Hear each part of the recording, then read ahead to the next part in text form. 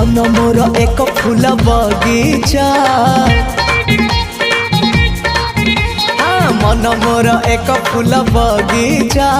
बिछे देइछि प्रेम गालीचा चली आस सेई बाटे खोजुछि मु साथी गोटे